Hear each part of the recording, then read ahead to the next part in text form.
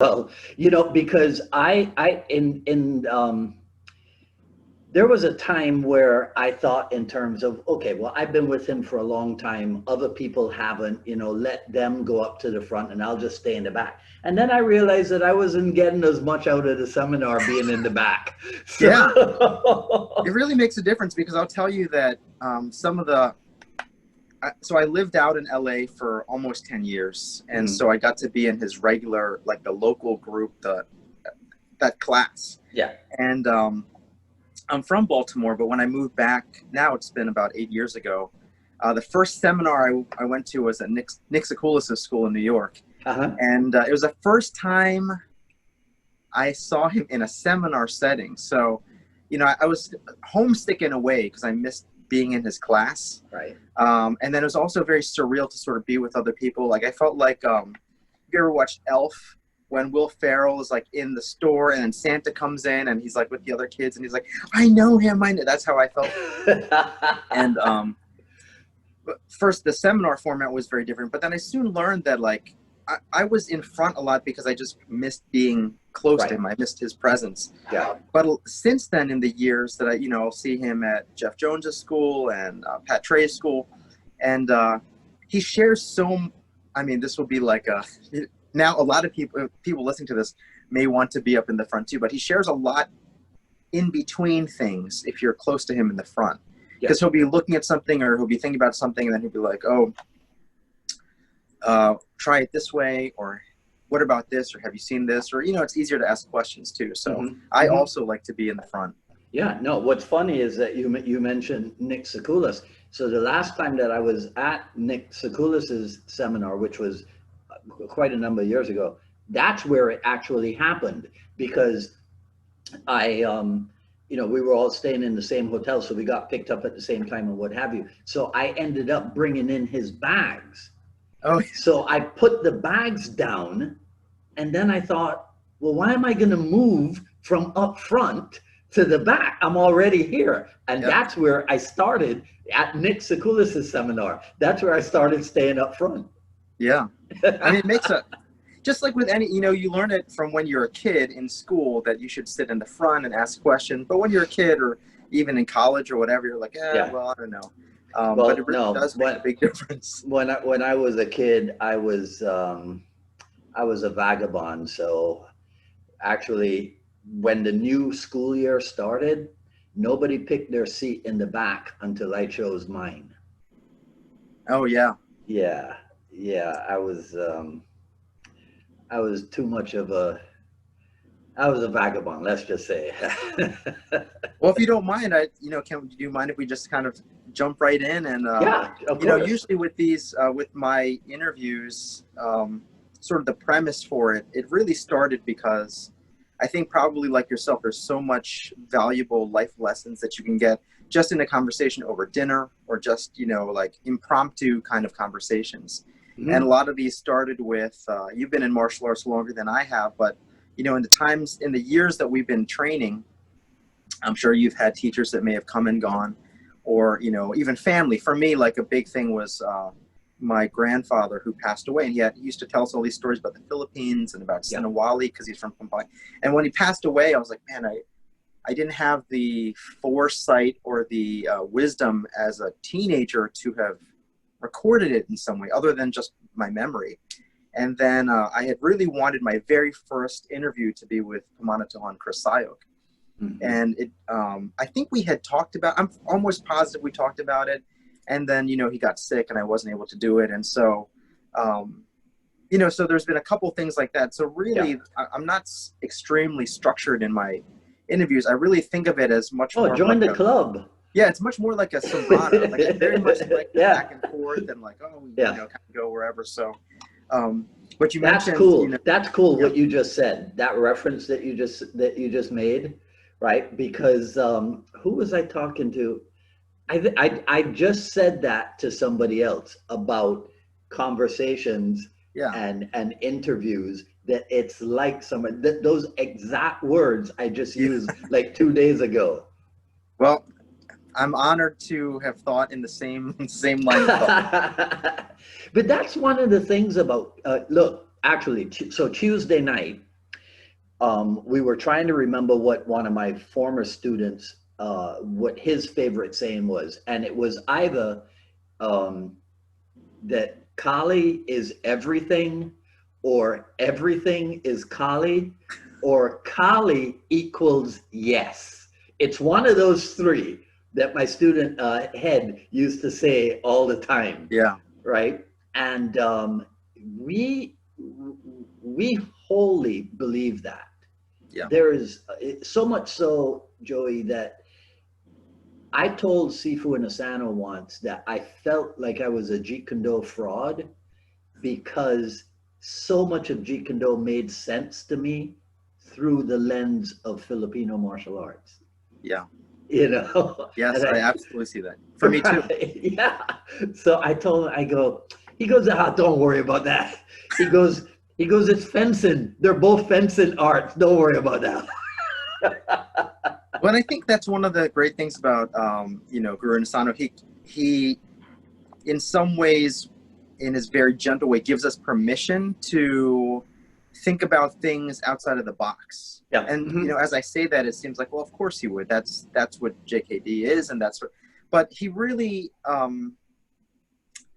both in his example, like he'll say, like, oh, Kali and Silat, they're the same, and he's like, but people will get upset if you say that to them. But for me, I'm like, oh yeah, they are the same. So sometimes I can use his example, but other times it's just like what you said. I may say something to him, or someone else may ask a question, and he'd be like, "Oh yeah, well, you can do that too, or you can, do these other things." And it's a very liberating. It's a very, very JKD way. But Yeah. I used to think, because Guru has said it before. He said, "I can't take my JKD out of my Kali, and I can't take my Kali out of my JKD." So Right. I used to think Guru's Kali was sort of his FMA expression of his JKD. That's what I used to think. But the more I've come to learn, not just from him, but from so many other people, it is that, but it's also that Kali has been that way, I think it seems like from the very beginning, because it's always been accepting of others' influences, like the Philippines has always been accepting of other influences. And it's always had that ability to like be a container for other things. Right. So someone could take their capoeira and put it into Kali, and it doesn't really fundamentally alter Kali. It just makes their Kali look a little bit different than someone else's. So I've always liked that, Mm-hmm. like on a very literal, physical aspect, but also on a figurative, Oh, that's so funny. On Tuesday, I was teaching a private lesson to a new guy, and he had revealed to me that when he was working in a kids program, he had used the favorite movie of the kids was Only the Strong, Huh? Yes. and I had appeared in Only the Strong. You did? And, yeah. I watched that movie probably hundreds of times. Oh yeah. But the next time is it, now you'll see when I'm in it. Okay. But there was one thing where I got a special job doing a double machete thing. Uh-huh. And the reason why I could do it is because they showed me the Jenga, and I go, oh, okay, so go like this, and they go, yeah, exactly like that, and all I was doing was Kali footwork. Yeah. Right. Yeah. Right.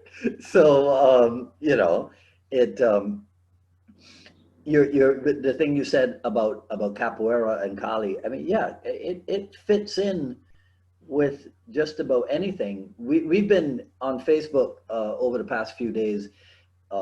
We've been trading back and forth, Richard Torres and I, the whole thing about Bruce Lee talking about motion. If you understand motion, you'll understand everything.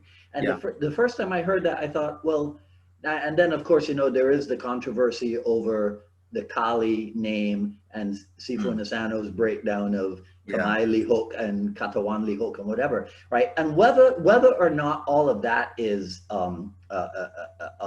linguistically correct or accurate or whatever, it does help me to explain the connection between Bruce Lee's opinion that understanding motion is quintessential in martial art. Yeah. Here is how Kali contributes to that understanding. because it is an art that is based on root motions and the understanding of root motions. Well, I think there's certainly like an energy, and it's couched in a context that's part historical and part, you know, like a changing dynamic. I I I, I still am, but especially when I was younger, I was very much into hip hop culture, Mm-hmm. hip hop music, and all the aspects of hip hop culture, which would Well, include like aren't all young Filipino Americans into that? most, yeah. Because Mark, oh gosh, not Mark Rendon. Oh gosh, back in the day, there was a crew of young Filipino guys. Let's see Yeah. if I could. Let's see if I. So Kenny Barry was part of it. Darwin Vasai was part of that crew. Chris Rigodon. Were they in DC? So it was a thing between D.C., Maryland, Virginia, and Jacksonville. Oh yeah. It was that corridor, right? And these, but and I think is it Chris? It might be Chris who is. I think Chris is a DJ. Yeah, so I feel like the energy of the two is similar. It's not at all the same, but it's similar. Mm-hmm. So I remember having a very, I mean, I used to, just like I am with martial arts, I am a martial arts nerd, and I'm not really like a martial arts jock. There's martial arts jocks, and they're super athletic, and I fall much more into like martial arts nerd, martial arts like you know, well, you know, if you do the angle one. So with hip hop, I'm a little bit of the same. So I used to have a lot of these conversations, and I remember when Southern hip hop, like Master P and Cash Money Records, and you know this when it was sort of newer to us on the East Coast. It had been, that kind of music has been in existence in the South for a long time, and then in DC you have, and you might know this, there's go-go music, and then in Baltimore there's Baltimore club music, and so we at various times we'd have these conversations about like, well, I mean, is Masterpiece that like really hip hop? Because, and I remember a friend of mine, one of my close friends, he was like, well, who are you to really say what hip hop is? Because it doesn't fit maybe the definitions that you knew of when you're thinking about Biggie or even Eazy-E or whomever. Mm-hmm. But it is in the same tradition and the same energy. Right. So obviously, like like Two Live Crew, right? Two Live Crew sounds a lot different than Run DMC. Mm-hmm. And so some might argue like, well, you know, like shoot, there's a name for it. It wasn't called like, it's not like Miami hip hop. There's like a name for it, you know. So so if I was younger, I would know what the name is. Yeah, so it's different. It's distinctly different, but it's in the same family. It's in the same like tradition and energy. So I often think of those in the same way because it does connect it in a way that makes sense. But you sort of do have to understand some of the history. You have to understand some of the dynamics and some of the culture, because it's very hard for that. Just like Kali, for an academic who doesn't have any firsthand experience, who's never seen it or never heard, you know, urban music in some form, to kind of write about it. You have to have some context and some reference for it. Mm-hmm. So Sifu Dwight, you know, in a sort of a more, I guess, traditional, if you will, you know, way to start to begin. I know that, you know, you're from Barbados. Yes. And I loved hearing some of your stories about, you know, using the wooden dowels for your, you know, nunchucks and stuff like that growing up. But because there's much more of an FMA podcast, how did you first hear about FMA?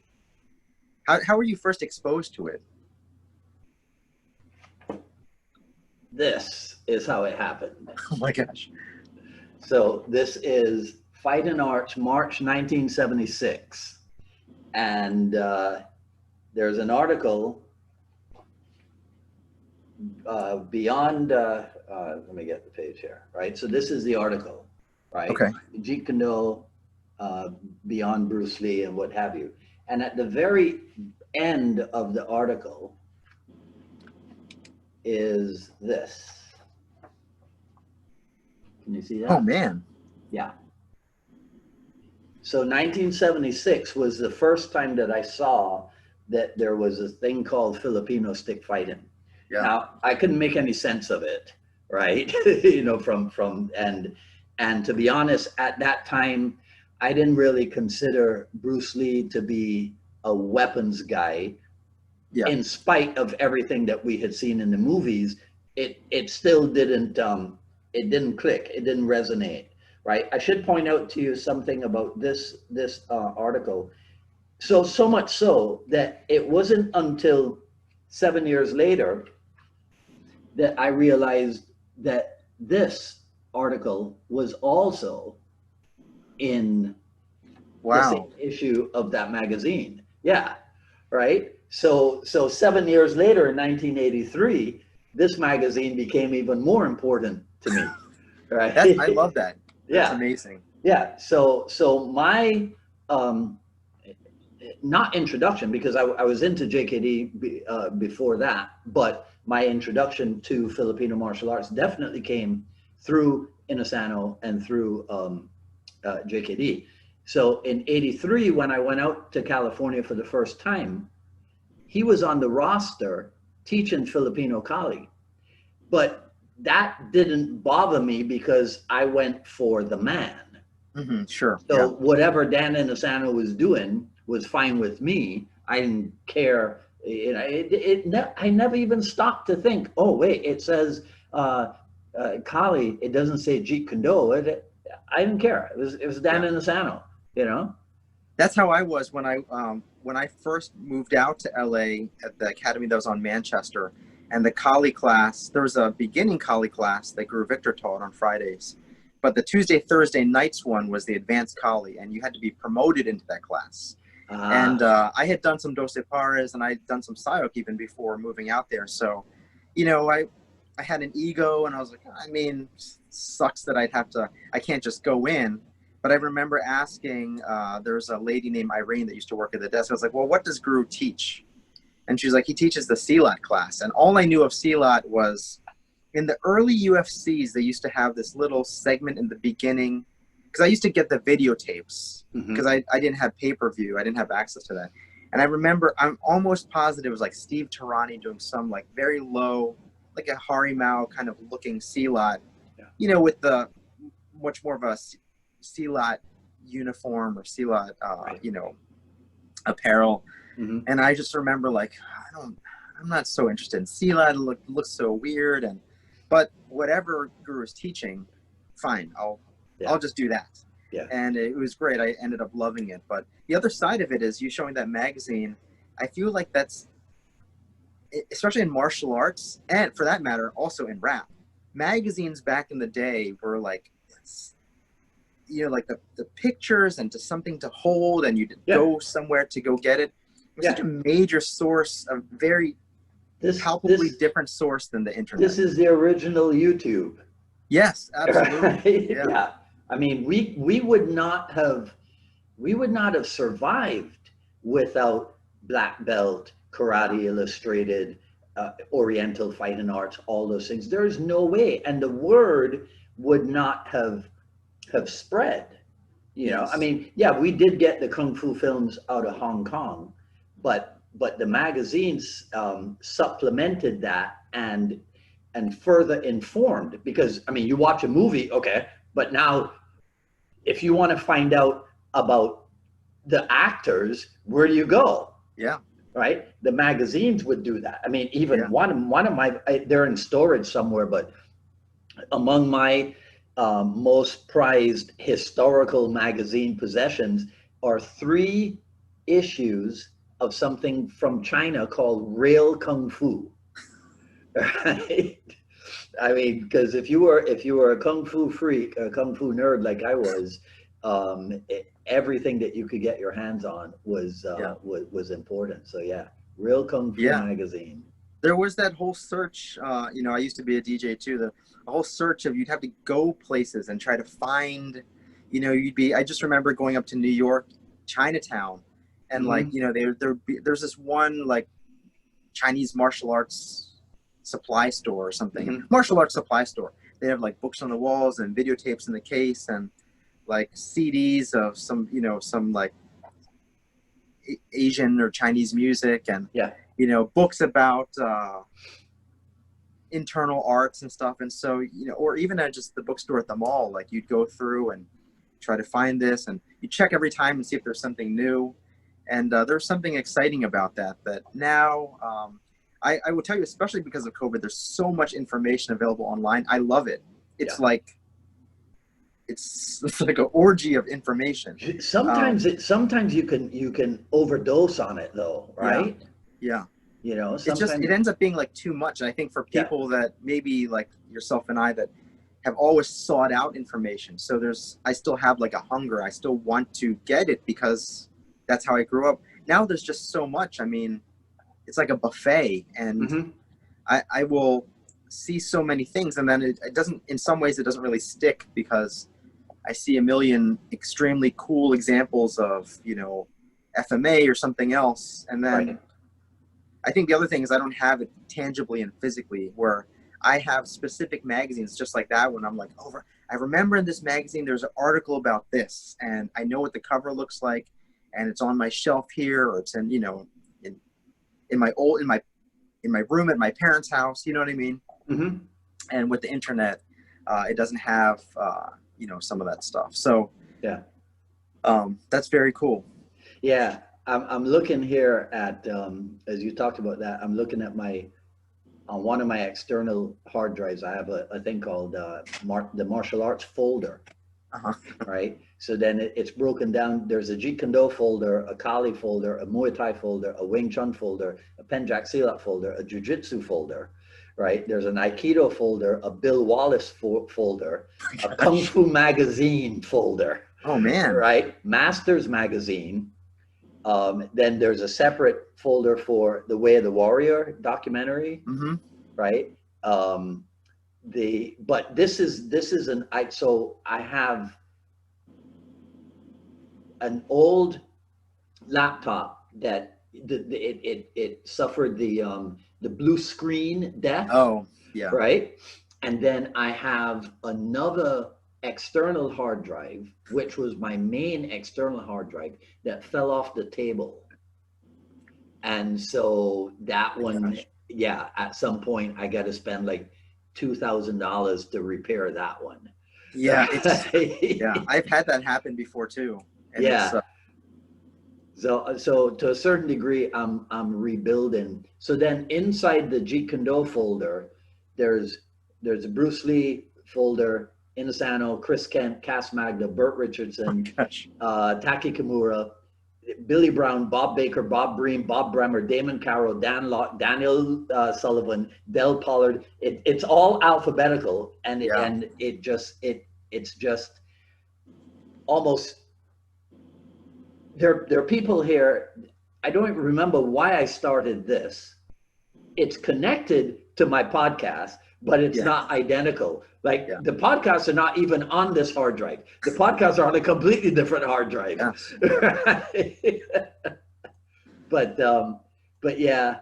See what people because I have dreadlocks and I wear, you know, Rasta tams and what have you. People can't tell that I'm a nerd. You see, because I look like a cool hip guy. They Yeah. can't tell, right? Well, you can be a nerd and be completely cool too, which I think that you are. Oh well, thank you so much. So speaking of that, I mean, at some point I was interested in it, in part because, I mean, you have a connection to Baltimore. You know, I'm here, I work in the city, and obviously with the kind of current environment and dynamics, you know, political landscape or social landscape. It's ironic in a way because Segung Bruce obviously encountered some racism or discrimination throughout his life, and that's been reflected in stories and, you know, in writings and even with his even Linda's reflections and things like that. Mm-hmm. And so even though the majority of what most Americans think of martial arts is foreign, like mostly Asian, Mm-hmm. in America, and especially in JKD, it seems like, and even in FMA, interestingly, it's not FMA is not really filled with a lot of Filipinos. Like I'm sure you probably know, like there's not this. There are Filipinos, Yeah. but it's not really in any given place. It's not the majority. Um, there's a lot of white men basically that are in martial arts, and they're, I Okay. mean, through white men like Paul Vunak, I first learned about Hubud, and through white men like Guru Rick Fay, um, listening to him in videos and stuff, I've learned so much about my own culture. Right. But it's an interesting kind of like racial and ethnic dynamic. So I was wondering what it has been like for you as an immigrant from Barbados, but also as a black man in America in martial arts. Hmm. How that's affected you, if you think it's affected you, first of all, and if it has, like how you think it's affected your journey. No, it's made absolutely no difference. Mm-hmm. Now, it could be that my home, to quote Bob Marley, my home is in my head. Mm-hmm. So it's possible that it does go on and that it did happen. Sure. But since I live up here, right, and here, I never noticed it, Yeah. you know? So we were having a discussion one time about, black men and their experience in America with cops. Oh. Mm-hmm. In all honesty, Joey, my basic experience for the 37 years that I have lived in Miami, so so I was telling Dax Manuel this story the other day, right?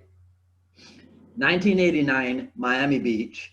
I'm waiting I'm moving to Miami Beach, so I'm waiting for some people to come show me an apartment. Uh-huh. So I'm standing outside the building and I'm going like this on the tree, right? Uh-huh. The squad car pulls up and the guy goes, oh, wait, as a matter of fact, I got it. I think I got it right here. I'll show it to you. I have Okay. props. Hang on. Okay.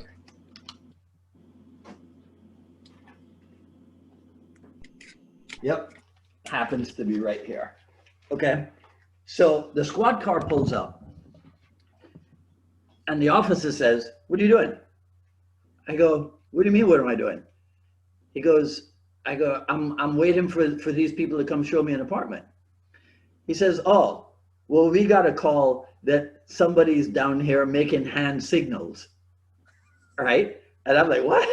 I go, look, I was going like this now I was probably wearing a martial art because back then I dressed in martial art stuff in like an Inosanto t-shirt and Inosanto sweatpants all the time. Yeah. Even when I was not training, right, Yeah. or teaching class, that's what I wore. So I Sure. probably had something like that on. I'm pretty sure it wasn't like some regular t-shirt and jeans or whatever. So then he notices this on my hip. Now this is 1989, right? He says, well, what's that? I go, oh, it's a telescopic baton. He goes, let me see it. So I hand it to him, right? So this is the Imada Pro Telescopic, right? Oh, really? Yeah. So this is 1989. This is probably older than you, right? See, so this is one of the first iterations of a telescopic. Wow. He had no idea what it was. So I give it to him. He looks at it and he gives it back to me. Right? Okay. So that's one of my law enforcement stories. But generally speaking, here's my interaction with law enforcement over 30 something years. They pull me over, the guy gets out, he goes, oh, Sifu Dwight. Right? Because I was telling Dax this on Tuesday as well. My first interaction with law enforcement here was me training the lieutenant and the sergeant of Homestead SWAT. Oh my gosh. Right? Mm-hmm. I convinced them to go to the telescopic baton as the sidearm Wow. instead of the nunchuck. They were considering going to nunchaku for Really? this. Yeah, yeah. For Wow. some reason, this was probably 1988 or so, Mhm. 1987 or 1988. So I Yeah. ended up training Homestead SWAT and showing them disarms and chokes and locks with the telescopic Wow. baton, all based on, single stick stuff that Sifu Dan had Mhm. taught me, right? So I can't say that my experience has been entirely negative, or I mean, I had so many law enforcement officers as students. Mhm. At one point I trained the defensive tactics instructor for Hialeah PD. He was my private student, Wow. right? And throughout, so that at one point Miami-Dade, so the county police, I had so many students who were county police officers. Miami Beach PD, Coral Gables PD, Hialeah PD. That's been my experience, Mhm. right? And I'm not saying that to disqualify or nullify anybody else's Sure. experience. But then the other thing is, I don't get in trouble. I don't live a lifestyle where I'm, doing things that I might not be, Yeah. Sure. Yeah. I might not be supposed to be doing. Yep. You know what I mean? Yeah. Right? So look, when I started visiting Miami, I started visiting Miami on a regular basis. I'm talking about maybe every 3 weeks or so in 1980, Mm. Mhm. right when the whole cocaine thing started happening, right? I used to spend time at hotels and Denny's and what have you on Lejeune Road over in the airport area. Uh-huh. I used to spend time in Miami Springs, and that's where a lot of this stuff was going on. Yeah. But I was not part of that. Sure. So I was in it, but not of it, and completely unaware Yeah. of what was happening. Yeah. So I can't say that being a Negro has had, actually, I like to tell people, oh, well, there is a part of the Philippines called Negros Occidentales. Yeah. So I'm pretty sure that that's where I'm from, right? I can't say that race has played that big a role. When I went out to California in 1983, the week before I got there, this is how I remember the story. They were impressed that a bunch of guys had come out from Connecticut to Irvine, California, Yeah. for the seminar. Right. The next week, all 128 pounds of me, because I used to be like this big, shows up, and they're like, "Where?" I go, "Barbados." They go, "Where is that? Is that like part of Jamaica?" I was like, "No." Right? So, and nobody said, there was not, I mean, from Dan Inosanto to Cass Magda to Paul Vunak to Larry Hartzell to Tim Tackett to Chris wasn't there, right? But Jay D'Amato, Ken O'Neill, everything, open arms, Yeah. open arms. It's like, we are so honored that you would make that trip. It's never been an issue for me, Mhm. but that doesn't mean that it hasn't been an issue for other people. But I can't say that it made any difference. I've never had anybody say, "Oh, well, I can't teach you this," or I'm not. No, man, I hang with Dan Inosanto. You know what I Yeah. mean? Yep. Right. Yeah. And something, Joey, that I thought about this the other day. There's the whole, or there used to be, maybe it's not as big a topic anymore, but I just thought if they would just change a few letters around, look at how easy it is to change cultural appropriation to cultural appreciation. Yeah. You just got to change a few letters. Yeah, And I to mean, me, that's what yeah, it is. yeah, That's what it is. Look, I was born in Trinidad. I grew up in Barbados. I live in Miami. I teach Filipino martial arts and Chinese American martial arts and Thai martial arts and Indonesian martial arts. Me, the one born in Trinidad that grew up in Barbados. yeah. And I teach it in a community that's 65% Hispanic. Mm-hmm. I mean, that's you can never turn that into a TV series. That would never be a movie that anybody would want to watch. Well, because it would seem like it's too fake. It would be like, that's too unbelievable. Yeah. In today's world, they'd be like, that would never happen. Right. Yeah. There's no way. There's no way. Yeah. And why is that? Dan Inosanto. Yeah. Right? You think Rick Faye's story could make it into, I mean, a white Viking from Minnesota? His story, you think his story they could sell? No, it sounds fake. But why? Dan Inosanto. Yeah. Right? Cass Magda, a Polak from Canada, right? Who is one of the best known Indonesian martial artists around the world? Yeah. Why? Dan Inosanto. Yeah. Well, I mean, it's a combination, I think, because martial arts, especially through Guru Dan, has been such a wonderful vehicle of exposure. Oh, like, I don't know if it was on your interview with him, but I know that Tuan Harley has talked about how through martial arts, he got to have experiences and interactions with people that he had never even known of, that he had never even really thought of. And because of the training itself, just interacting and going to different places, he was like, wow, it really like opened up this whole world. And I've heard that that's one of the things I really love about your podcast and others, that people talked about how their experiences with FMA or martial arts or Guru Dan as the vehicle, it's really opened their horizons, like broadened their horizons and opened their gaze into a whole other worlds. And yeah, it's amazing. It's a different scene.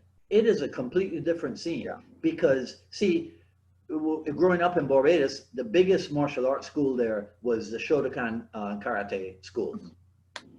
If I'd have joined them, you and I would not be having this discussion. Yeah. There's no way. Yeah. There's absolutely no way. Yeah. Now, that doesn't mean that there aren't people who have used Japanese karate to expand their mind. Sure. But if they have stayed within the framework of Shotokan, yes, they've been exposed to people from other countries, all within the context of Shotokan. Yeah. Yeah. But that would be, for lack of a different expression, that would be the limiting factor. It's all Shotokan. Yeah. You know, even if they went to Venezuela for a tournament, they went up to Philadelphia for a tournament, you know, or whatever. That the limiting factor when in the world of martial arts, there's so much more. Yeah. That's one thing that through Inosanto we have been able to experience in the JKD world. Mm-hmm. Yeah. Well, I mean, and even from a cultural perspective, you know, just his sharing about his childhood and his sort of like his identity, even for him, how his father, you know, he would have certain experiences in school with a teacher, and then his father would sort of give him more history, or, you know, like, I relate very much to that, because it's sometimes it's through family, sometimes it's through martial arts, sometimes it's through just like probably like a good song or a good piece of writing. I can learn sort of profound truths about myself through other people's experiences or through other people's words. And I think the connection that we have, you know, sort of in the Inosanto family, for lack of a better term, you know, the connections we have and the encouragement to go and explore and to do and not be confined. Yeah. I really think that's a tremendous gift. It's invaluable. Yeah. It's invaluable. You look at a lot of the stuff that's going on in this country right now. Yeah. And if these people had been encouraged a long time ago to look beyond, to delve into the history of things. I forget who it is. I would actually, It was so okay. So here are all the connections, right?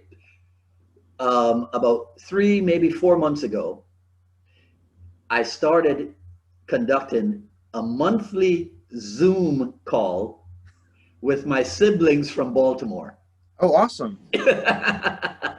Right? Because our parents, over the past 2 years, our mom and dad passed away. So now it's just the five of us. So Yeah. I was like, look, man, we're now orphans. We got to stay in touch. Because before, and it's like this for a lot of families, going to see the parents would be the reason for That's right. everybody to get together, right? Yeah. I'm coming to see mommy and daddy, right?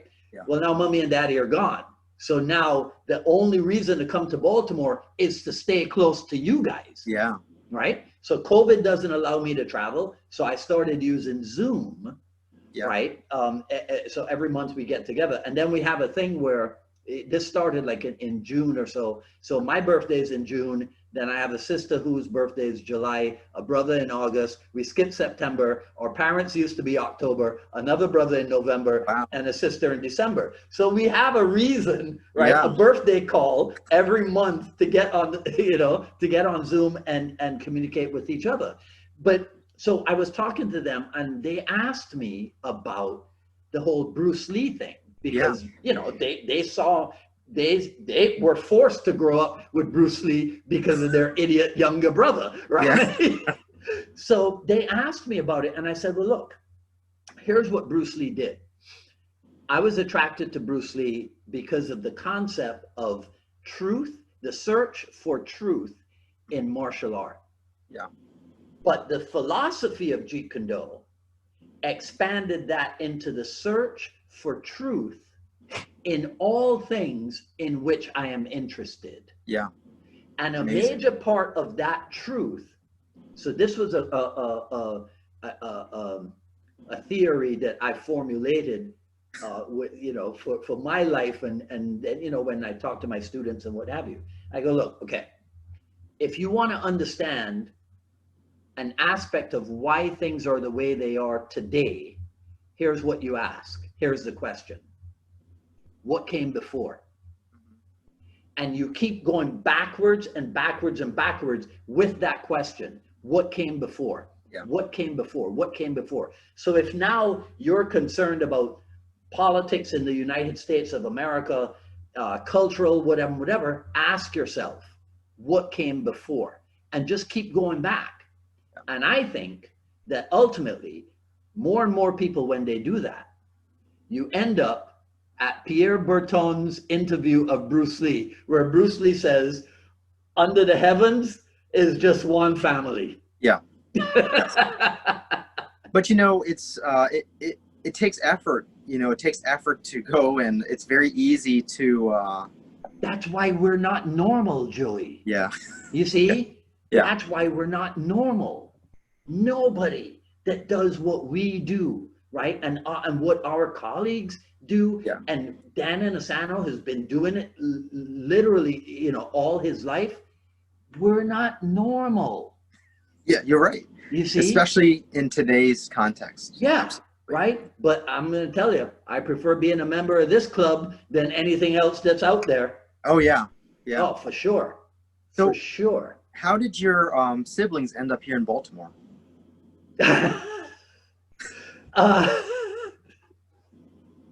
Again, right?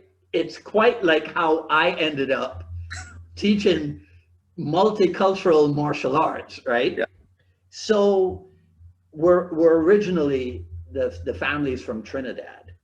My parents in the late 1970s took advantage of my perks as an airline employee. And they took a trip to the Bahamas and to Baltimore. And in Baltimore, they met up with a ton of expatriate Trinidadians. Really? Yes, a ton of them. And so somebody floated the idea of, well, why don't you guys move to Baltimore? Which was never something that my parents had thought of. Yeah. Next thing you know, early 1980s, my mom, she comes up first.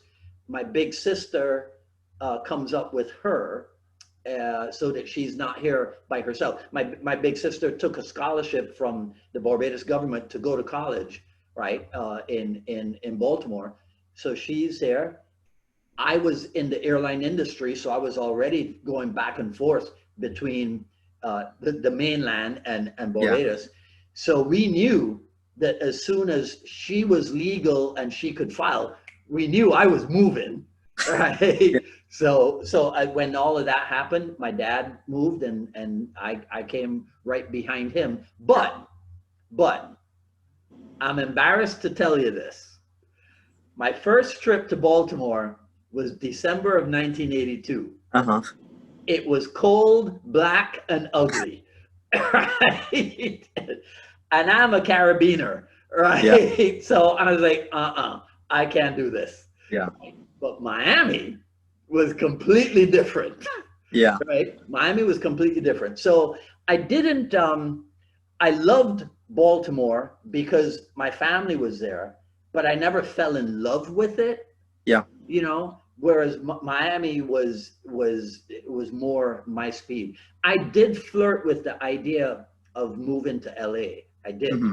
because Yeah. I mean that would have made most sense. But what Sure. I discovered is that I worked for Eastern Airlines, and as the name implies, they were big on the East Coast, Yeah. not on the West Coast. So Hmm. even though we did have flights to LA, it was a smaller station, and with my seniority level, I would have worked the night shift. Yeah. So I would never have been able to go to the Inosanto Yeah. Academy, Yeah. right? So I just said, you know what, Miami is one step closer. Yeah. So I just stayed here. But yeah, there was a period there where I was probably in LA. I might have been in LA every month, if not every other month, you Wow. know. But yeah, when you talked about the Manchester school and Yeah. what have you, I was going to ask you if you were ever in the Thursday morning class. Do you No, remember not that at there the was a Man. Thursday I didn't morning start class the at Manchester. Manchester? Yeah. No, not at Manchester. It wasn't until he moved to the Glencoe school now that I started going to the Thursday class. Okay, well, so I used to call that one the Hollywood class, because you would come to that Collie class on Thursday morning and you'd go, hey, that's the guy from that movie. Hey, that's the guy from that Yeah. movie. Oh, look, there's that guy from that other movie. Yeah. Right? It was ridiculous. Yeah. But all of the Hollywood people were in that Thursday morning class. It's still my favorite class. I mean, just because it's a little bit smaller. Mhm. Guru, I think he has different energy because he's, Yeah, he's been up for hours already yeah. because he's been doing some sort of training. But the group is small, and usually the people are I wouldn't say necessarily more advanced, but there's definitely a lot more of the a higher percentage, I guess, of the experienced and senior guys. Mhm. So that was always kind of a nice thing to be able to see. Just see other people, see some people that I remember even at the Manchester school. I feel like I saw more people, different people then, but I would see, Diana Inosanto pop in every once in a while, or, whoever. But actually, the very first time I met Guru in person, I did go to that Thursday morning class at the Manchester school. Right. In fact, all I wanted to do was just meet him. I just really just wanted to meet him. Like as a DJ, I got to meet so many of my like hip hop idols, but I would usually just meet them after like a show. Mhm. And as a DJ, I'd have them do a drop. So they'd be, they'd say like, yo, this is Rakim. You're listening to, actually, my name was DJ Kali. They'd be like, yo, this is Rakim. You're listening to DJ Kali. And so I was used to sort of like just a few minutes, just saying like, yeah, I'm a huge fan, blah, blah. So when I met Guru, I really just wanted to just meet him and just tell him like, I've looked up to you and, I just wanted to meet you. Yeah. And then he was just like, are you coming inside to take the class? And I was like, sure, yes, I'd love to take.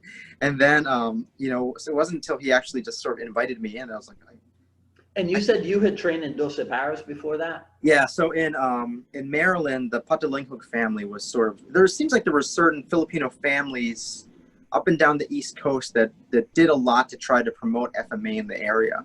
So like the Sayok family was around New York, but then ended up in Florida. Yes. As a matter of fact, I remember we were over in Naples when the patriarch, when Bosiah was still Yeah. alive, Hmm. and that's when I became aware there was some Sayoc in Florida connection to Taekwondo and Filipino martial arts in Maryland, Yes, that's absolutely, yeah. right? Yes. Yeah, I became aware of that. Yeah, so probably just like any group, Trinidadians or Filipinos or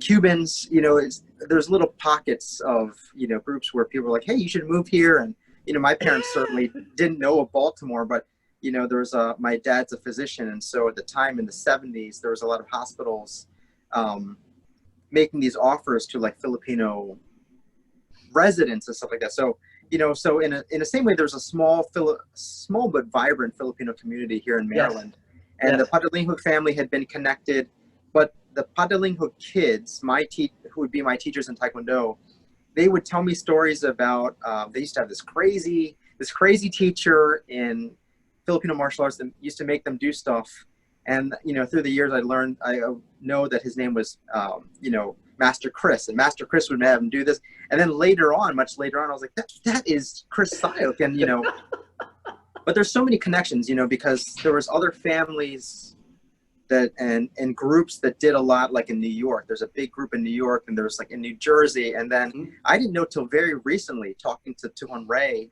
and then I got a chance to interview Gat Puno Abon, that there yes, was this vibrant FMA community in Florida. Like I had no idea. yep, And yep. so actually, Gat Puno said that back in the day, he like went to one of your seminars, or that was one of his exposures to that community. So it Yeah, seems like you were sort of in the mix, or part of this I very had vibrant FMA or martial arts in community in Florida. well, we used to demo for the Filipino American Society. We used to do demos for them every year at their Wow. annual, yeah, because so here, look, you and I are like brothers because it's so. I had a student from Bascom Palmer I Institute, right? Jose Tuano, right? Bong Tuano. And so he was the one that got us into the demonstrations and what have you. Now, isn't that funny, right? You got a Filipino guy who's learning his ancestral arts from Yeah. the black guy from the islands, Yeah. right? Yeah. Isn't that ridiculous, right? So, but there was a period there in the 90s when we started doing fitness kickboxing. Mm-hmm. About 80% of my 9 a.m. fitness kickboxing class was Filipino nurses, Oh my gosh. male and female, Yeah. right? Who would come off their shift, right? From I think it was Kendall Regional Hospital, Yeah. and I had like 10 of them in my fitness Wow. kickboxing class, and they're all in nursing, Yeah. pretty much, But yeah. That's awesome. So yeah, so we used to do demos for the Filipino Society, and then we also used to do demos for the Thai the Songkran Oh, festival, really? the New Awesome. Year's festival. Yeah, Yeah. we would do right. So I remember we do a demo one year, and this guy comes up to me, this Thai guy. He comes up to me afterwards, and he says, "So, how long you lived in Thailand?"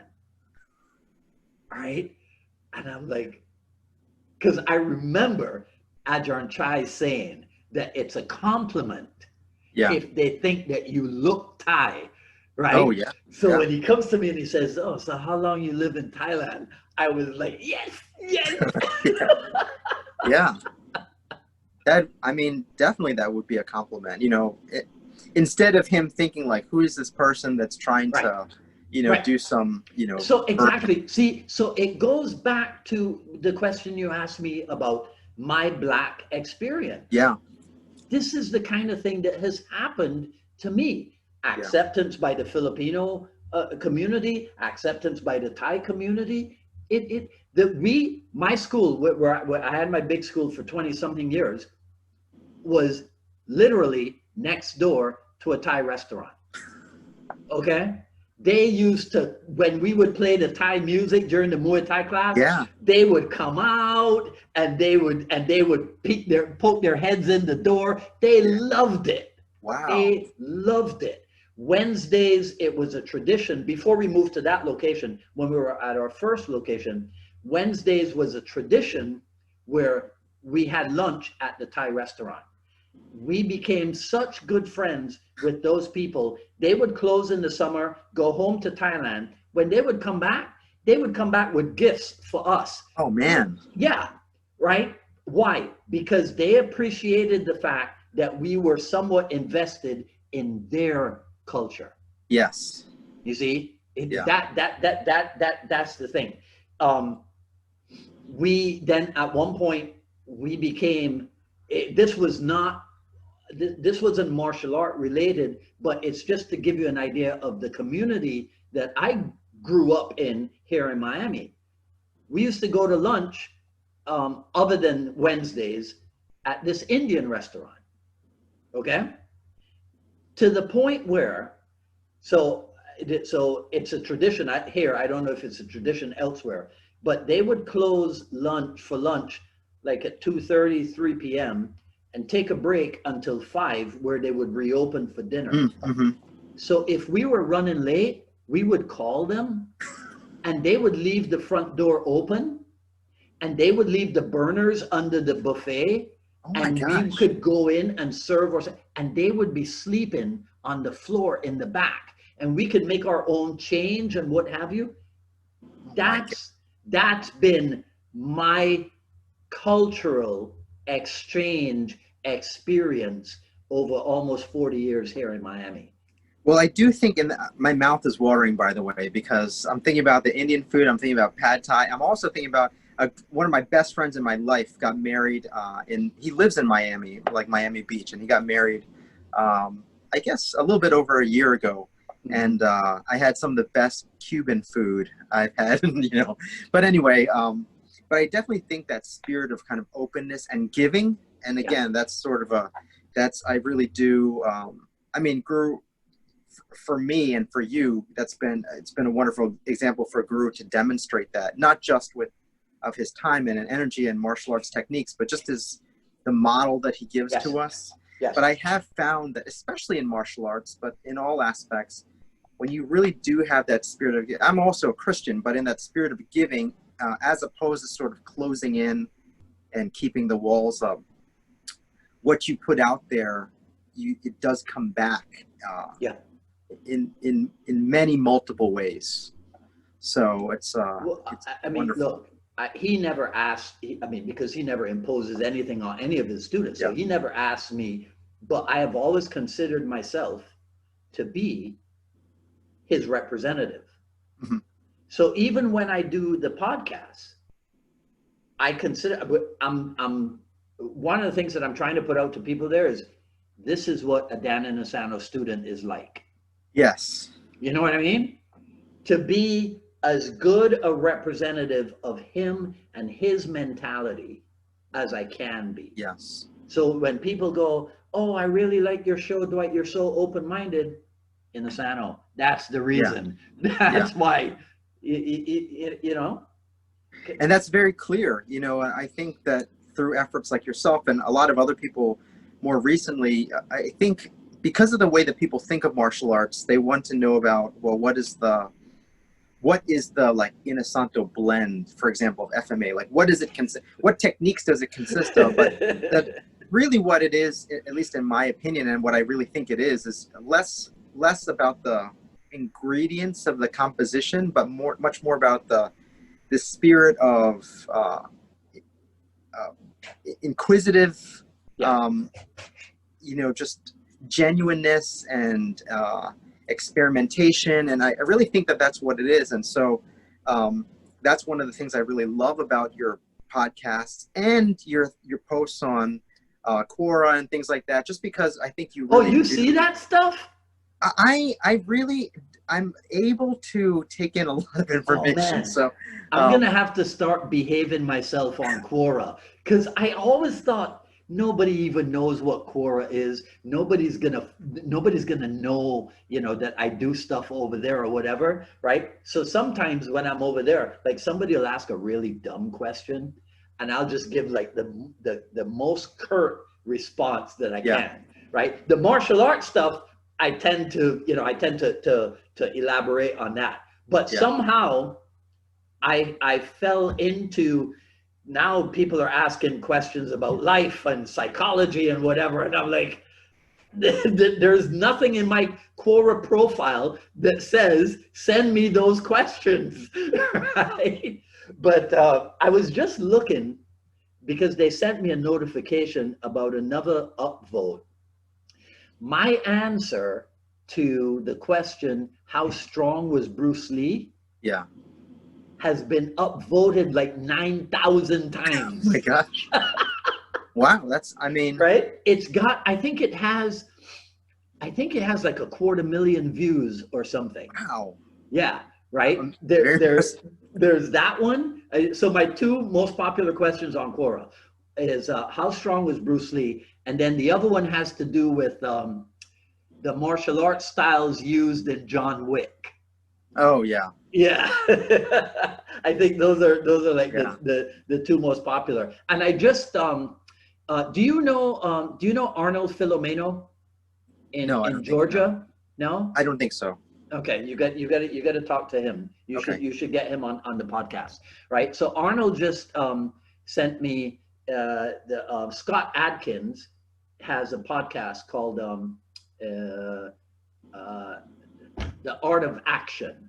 Okay. So he Oh, interviews yeah. he You interviews posted some things yes, recently. Yes. yes. So I edited out some stuff from his interview of Chad Stahelski, Hmm. Yeah. and I put those up. One where he's talking about the Inosanto Academy, and then another one where he's talking about Brandon Lee, Yeah. right? And like I'm wondering how many people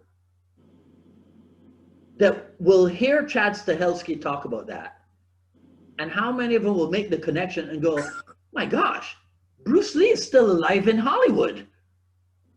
Oh, yeah. He's still alive in Yeah. Hollywood, predominantly and primarily through the efforts of the students of his premier disciple, Dan Yeah. Inosanto. Yeah.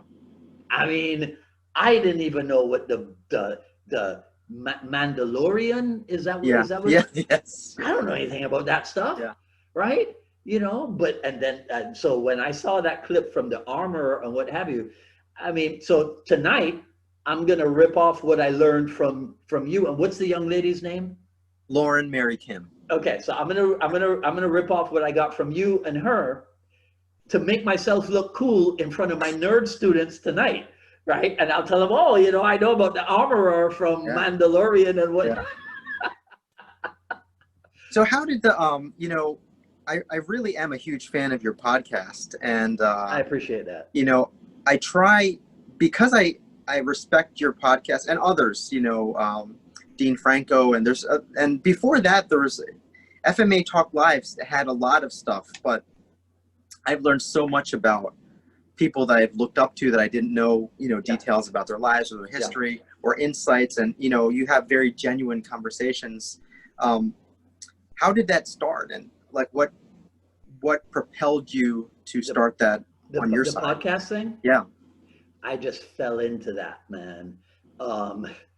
I was out about 3 years ago. I went out to Arizona to spend some time. So I have a student out there who's like a top copywriting instructor and marketer, and he credits me with getting him into the marketing field.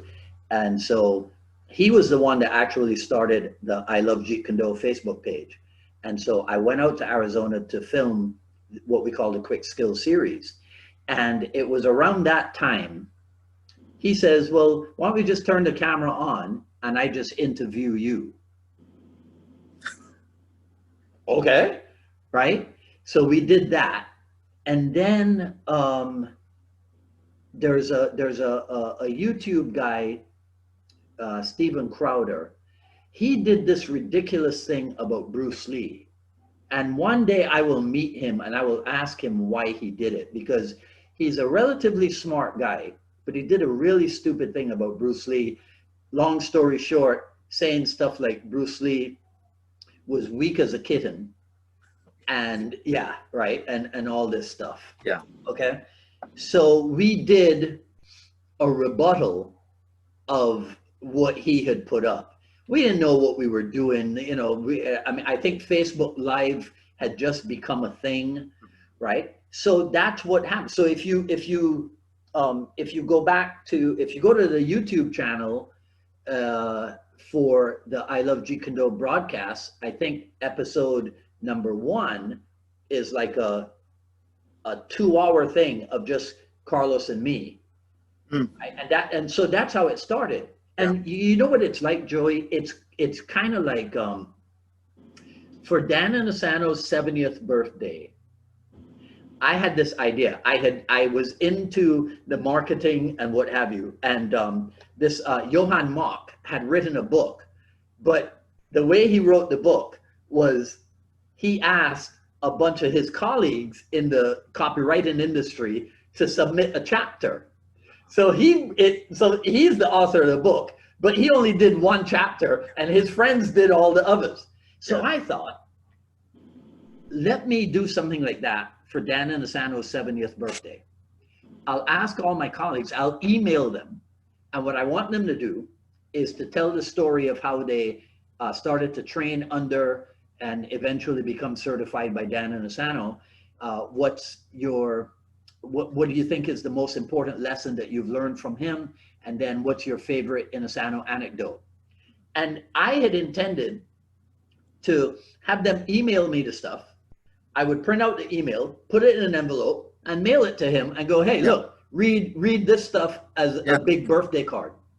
But as that happened, I started to think, well, I could do better than that. So then everybody, I got back in touch with everybody, send me a picture of yourself or you and him. Yeah.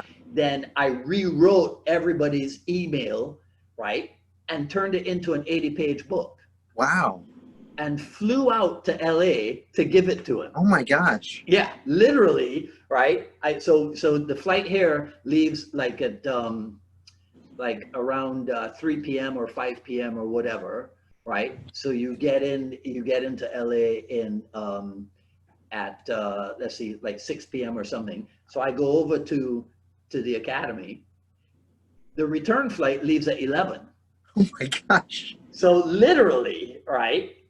I spent more time in the air than I did with him at the academy, and that would have been 2006 for his 70th birthday. When was this? I want to say this maybe 5 years ago. Yeah. I did a repeat trip. Cass and Eleanor Magda had what did Eleanor call it? Legacy of Light.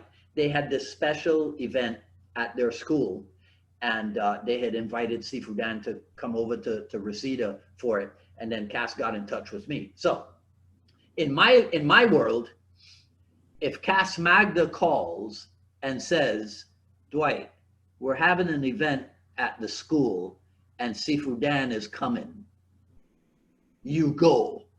Yes. Right? Okay? So I did the same thing.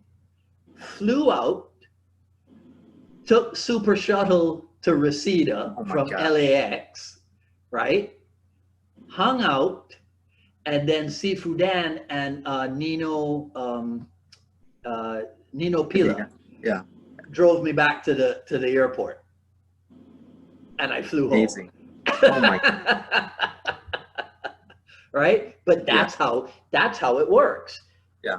In 1983, Monday morning, so this would have been July 25th, maybe 9 a.m. Monday morning, Dan Inosanto and Cass Magda pull out double sticks and they start moving. And I go, I got to get that. And that's been my life since then. Wow. Yeah, That's awesome. that's been it. You know, the I could show you right here. I could show you my latest text with Cass Magda. 37 years later. It was like 2 days ago. Yeah. You know. Wow. There. Look, everybody will say, you know, so and so is a big influence in my life and whatever, right? And sometimes they, you know, if you talk to the other person and you go, oh, so and so said that you're a big influence in his life, and they'll go, who's that? You know what I mean? Like I hear people say all the time, oh, my mentor this and my mentor that. Yeah. And then you ask the other person, they go, I'm not sure who that guy is. Yeah. You see, right? Yeah.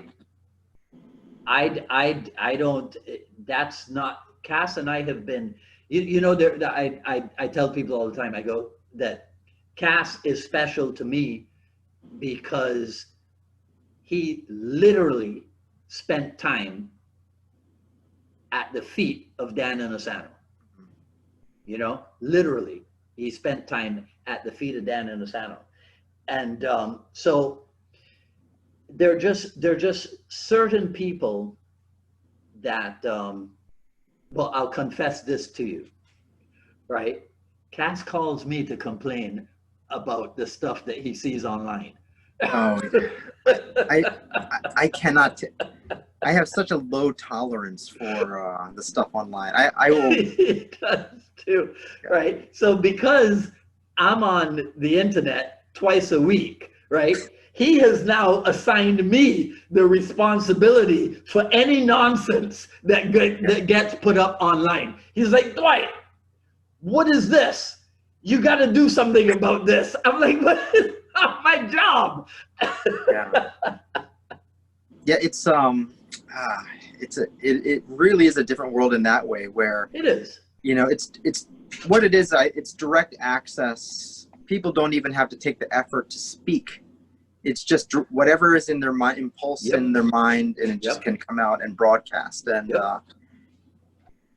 I mean, I react way more than I would like to a lot of it, and I react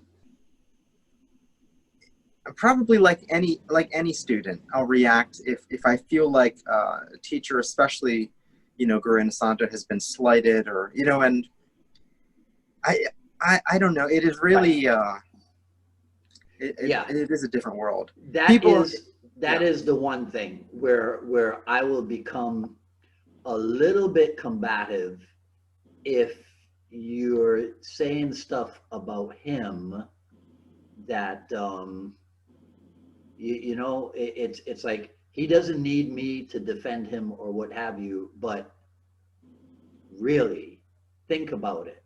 Yeah. Right? You're a JKD guy and you're being disparaging towards Dan Inosanto. Yeah. As if anybody else has contributed to the level that he has. Yeah. Right? You're a Filipino martial arts guy. Yeah. And you're being disparaging towards Dan Inosanto. Yeah. Are you crazy? Yeah. Right. So yeah, that's when I'll become a little bit confrontational, because he's not. I mean, you know, you've seen him. He's the least confrontational person that there is. He'll always go, oh, it's okay, you know that. Yeah. No, it's not okay. As a matter of fact, it's not okay. Right? As a matter, I was telling that just reminded us about his personality, right? Yeah. I said to him once, I just told Dax Manuel this 2 days ago. I said to Sifu Dan once, I go, you know, you don't realize that you're a living legend.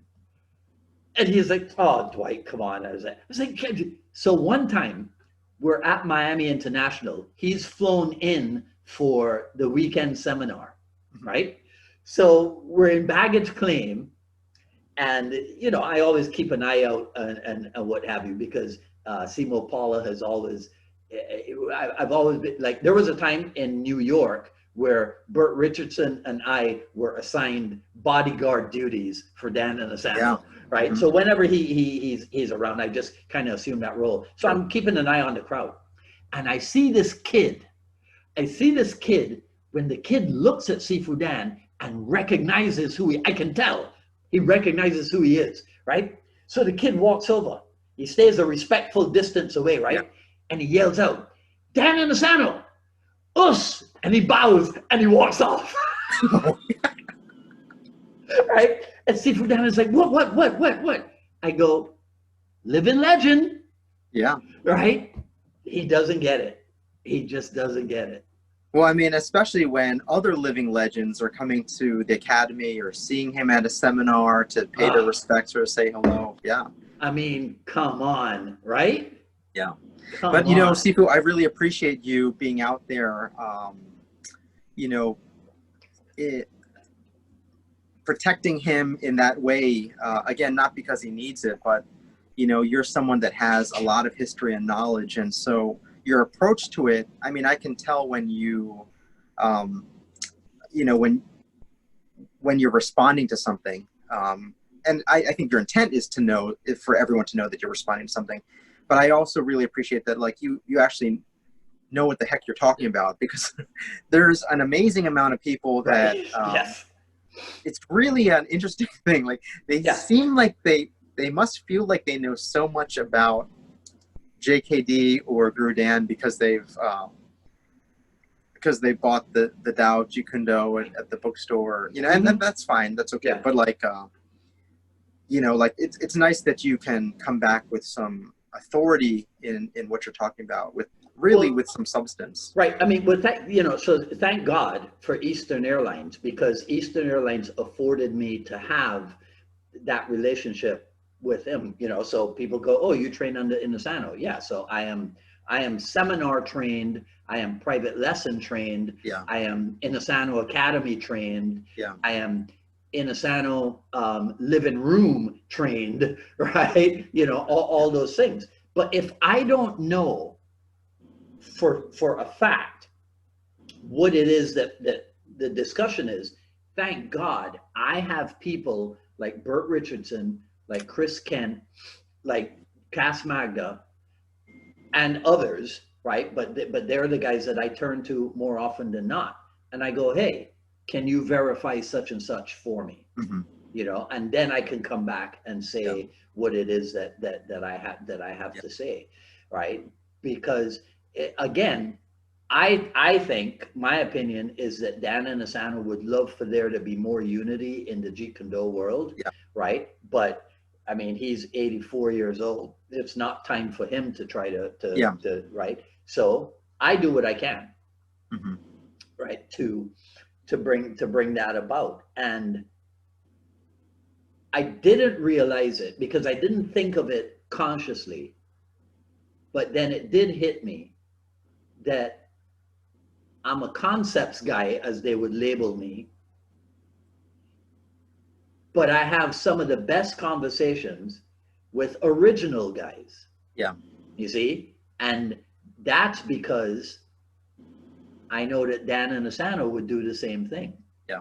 You know? So when I told him that Ted Wong was coming to town, the first thing he was like, oh, you're going, right? I'm like, of course. He goes, yeah, because you got to go, right? There's no way that Dan Inosanto would say, you don't need to train with that guy because whatever. No way.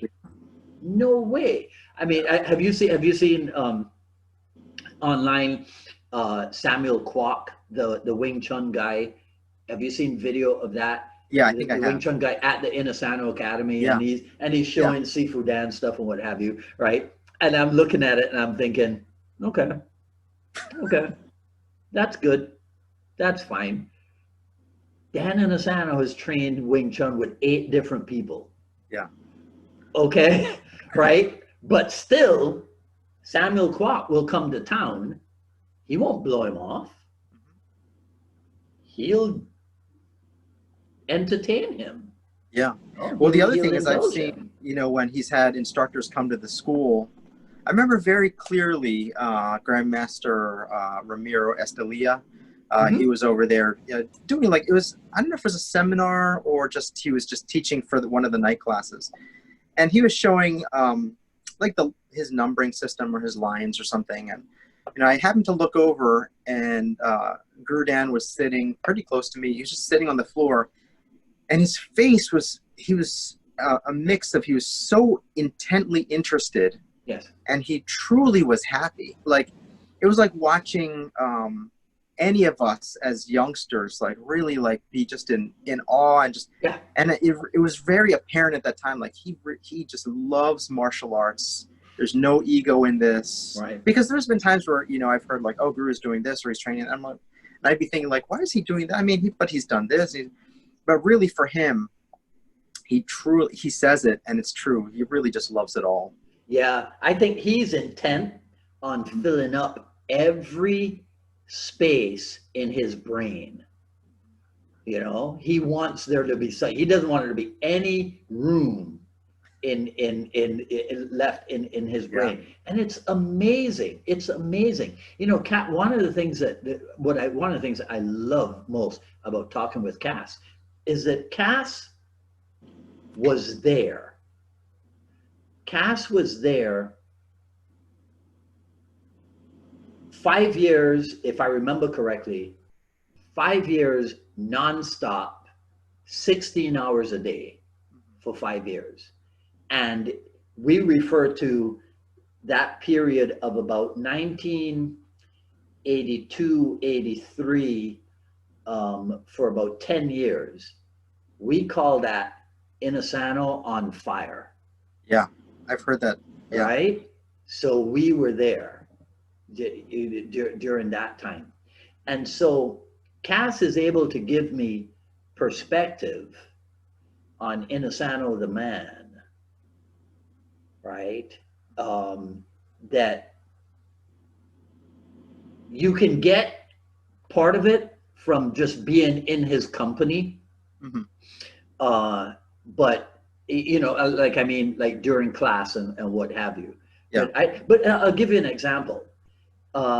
This would have been, I don't remember what year it was, but it was Alex Chan and Luigi Cuellar from New Breed in New York. It was their seminar. And so I'm in the hotel room with Sifu Dan. And actually, this is something that's lost on the damaged hard drive, right?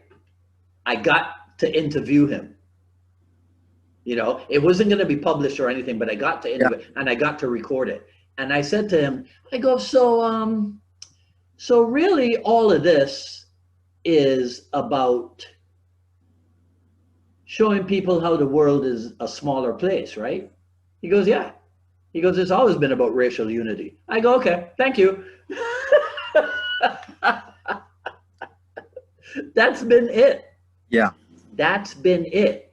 Yeah. So we have a saying at my school, and it's something that I got from him. It's like, oh, you mean everybody eats rice? Right? You've heard that story probably about going over to his Japanese friend's place or whatever, right? Yeah. So this is something that people don't get about Dan Inosanto and Filipino martial arts and Bruce Lee and Jeet Kune Do. Everybody eats rice. That's what they were about. Yeah. Right? So you find me the culture, right? You find me the part of the world where they have no rice. I don't think that exists. You see? That's what Bruce Lee and Dan Inosanto are actually about. Yeah. Bringing people together. Not at all about my style versus your style. Yeah. No way. Yeah. No way. And that's the key, man. That's the key. That's a beautiful way to sort of start to wrap this up, Sifu. I'm so sorry. I do have you got work, man. You're like a regular guy. I appreciate your taking some time out. So just answer me this. So Pat Finley and Steve Braun. Mm-hmm. Are you in touch with those guys? Yep. Yes, I am. Good. They were the first, because they were the first guys I heard about in Maryland. Yeah. in like 1984 or something. Yeah. You know what I mean? So somewhere in an old address book, I have their names and telephone Oh numbers wow. Yeah. that Dan Inosanto gave to me Yeah. as when you go to visit your mom in Baltimore, check these guys out. Yeah.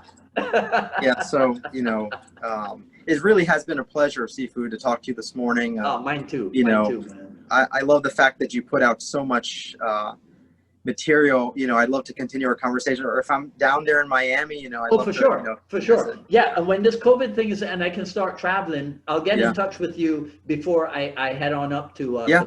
to Pim. We're in Pikesville Uh-huh. and the Pimlico area. That's where Yeah. I hang out. Yeah. Great. All right. Well, thank you again so much, Sifu. I truly My pleasure, appreciate it. It's man. been a My pleasure. pleasure. And I'll talk to you soon. All right. Okay. You take care Okay. now. All right. Bye bye. Thanks.